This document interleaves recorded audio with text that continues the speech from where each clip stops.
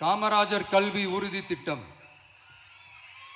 கல்வி கண் திறந்த கர்ம வீரர் பெருந்தலைவர் காமராஜர் அவர்கள் அவரை கொள்கை தலைவர்களில் ஒருவராக ஏற்ற ஒரு இயக்கம்தான் நம்ம தமிழக வெற்றி கழகம். நமது கல்வி சார்ந்த கனவுகளில் ஒன்றாக கல்வி இடைநிற்றல் என்பதை இருக்கக்கூடாது என்பதை உறுதி செய்ய வேண்டும். அதற்காகவே உருவாக்கப்பட்டுள்ள திட்டம்தான் காமராஜர் கல்வி உறுதி திட்டம். இடைநிற்றலுக்கான காரணங்களில் ஒன்றாக பொருளாதார குறைபாடும் இருக்கிறது.